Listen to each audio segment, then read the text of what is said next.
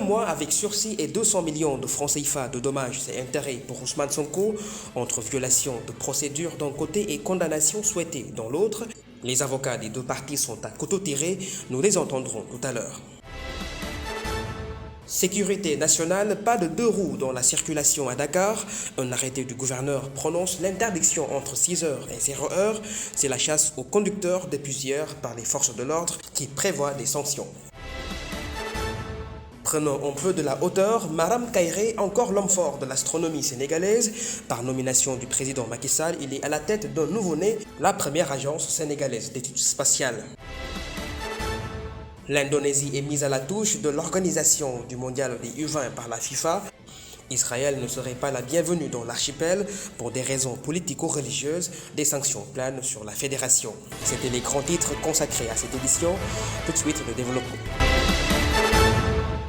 Bonsoir et bienvenue. Nous débutons ce journal avec cette actualité. De 6h du matin à minuit, tout motocyclette et cyclomoteur est interdite de circulation dans le département de Dakar. L'arrêté a pris effet hier. Le gouverneur de la région de Dakar, Alhassane Sall, avance une question de sécurité. Cette présente décision a pris en compte certaines exceptionnalités prévues dans l'article 2. Sont exempts par les dispositions les motocyclettes et cyclomoteurs des personnels des forces de défense et de sécurité, ainsi que ceux mobilisés par les autorités sanitaires. Par ailleurs, la dérogation pourrait être accordée par le préfet du département de Dakar aux personnes dont les activités professionnelles le justifient. Le prolongement de cet arrêté du gouverneur dans l'article 4 définit aussi une décision relative aux sanctions pour tout contrevenant, celle-ci selon la prévision des lois et règlements en vigueur.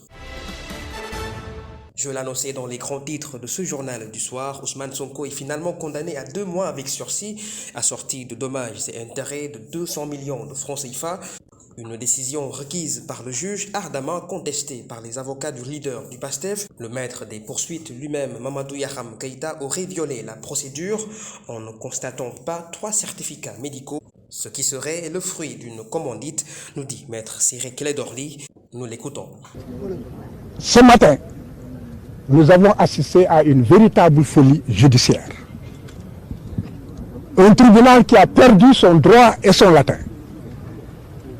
Je ne vais pas développer, c'est des questions de droit, mais déjà le tribunal s'est fourvoyé et ne peut pas rendre une décision qui puisse ne pas, en fait, violer le droit à un procès équitable.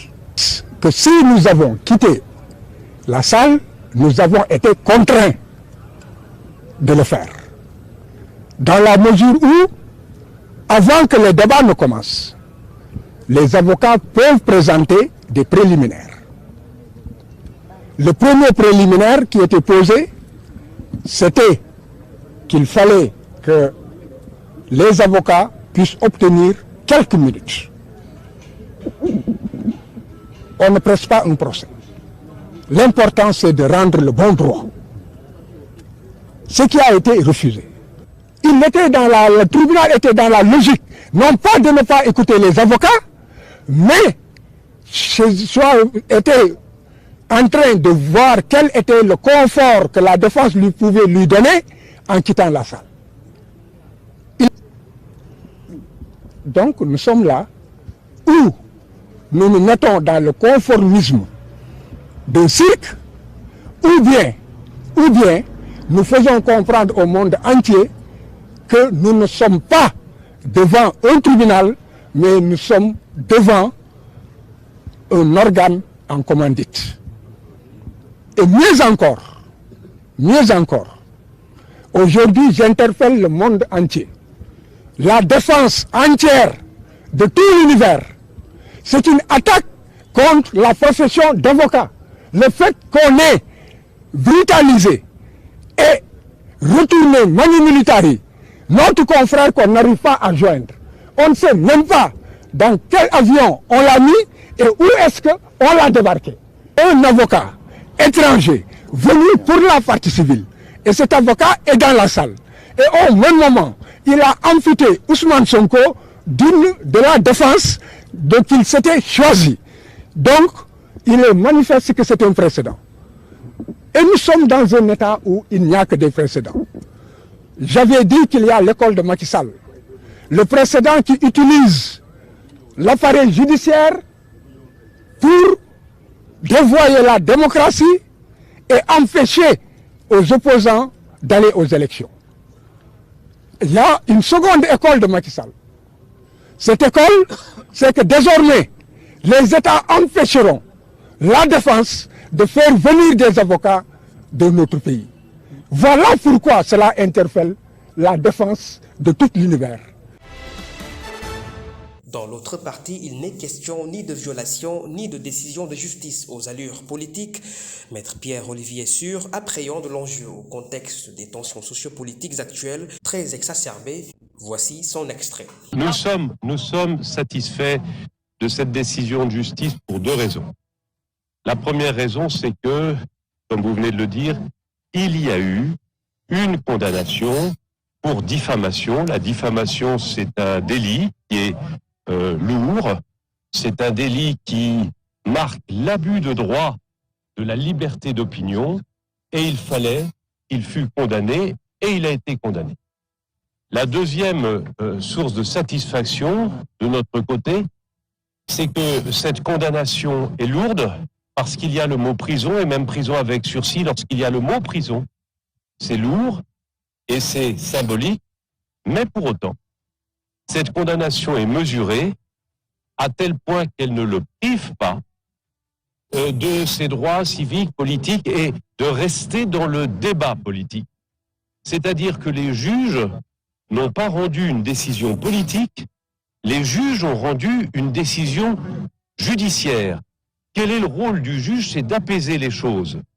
Et si la décision avait été trop lourde, eh bien, c'était la ville qui s'enflammait, le pays peut-être aussi. Et le débat politique qui risquait, comment dirais-je, prendre un virage nouveau. Aujourd'hui, les juges ont respecté la continuité et la liberté du droit de chacun de s'exprimer, mais ils ont mis les limites. Les limites, c'est l'outrage. Les limites, c'est ici la diffamation. Les limites, ce serait une autre fois l'injure. Les limites ont été posées. Donc, bravo à la justice, bravo à la démocratie et bravo au débat politique de pouvoir continuer avec des limites grâce à la justice. Il est clair que cette guéguerre n'a pas obstrué la prononciation d'un verdict. Celui-ci débouche à une question centrale, celle de l'éligibilité d'Ousmane Sonko à l'élection présidentielle en février 2024. Élément de réponse, Ibrahima Monsali. Le procès en diffamation entre Ousmane Sonko et Mame Mbaye Niang a finalement eu lieu aujourd'hui au tribunal de grande instance de Dakar. Ce matin, après 3 renvois, une audience dont la partie défense, notamment ses avocats, ont boudé la salle d'audience, évoquant une violation du droit de la défense.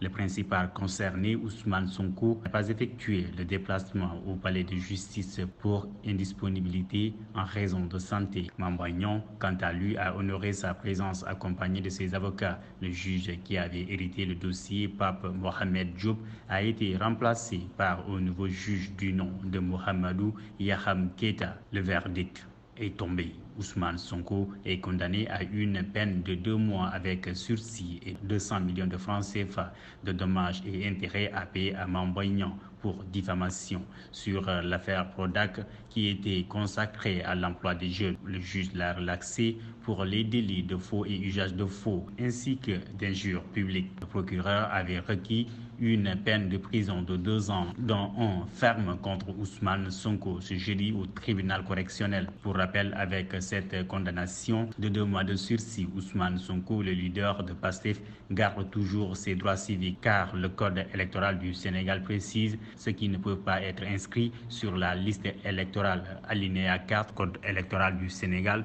ne peut pas être inscrit sur la liste électorale. Condamné à plus de 3 mois d'emprisonnement sans sursis ou à une peine d'emprisonnement d'une durée supérieure à 6 mois avec sursis pour un délit autre que ceux énumérés au deuxième ci-dessus sont réservées des dispositions de l'article L28. En ce jour de procès, contrairement aux ceux précédents, quelques échauffourées ont été enregistrées sans grand dommage dans certains lieux stratégiques de la capitale.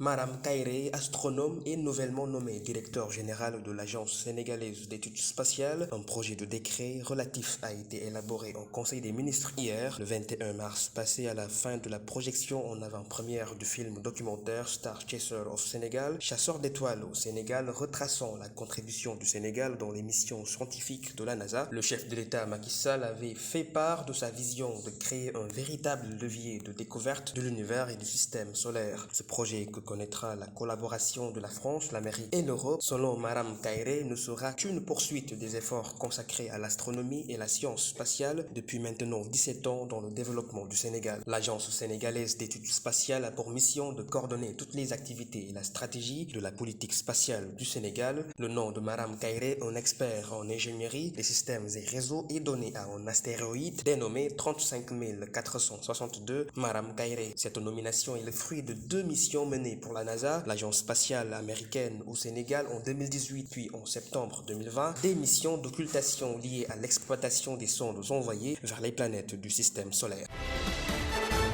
Un crash de 2 hélicoptères de l'armée américaine a fait 9 morts hier, mercredi, vers 22h. Le lieutenant-colonel Anthony Hoffler, le porte-parole de la division aéroportée, a confirmé la catastrophe qui est survenue lors d'une mission d'entraînement de routine dans l'état de Kentucky. Les 2 appareils des Black Hawk HH-60 pouvaient chacun transporter jusqu'à 11 personnes. Dans un communiqué qui nous est parvenu, le gouverneur de la région, Andy Beshear, s'est rendu ce jeudi matin à Fort Campbell pour apporter un soutien aux troupes et leurs familles après cet accident tragique.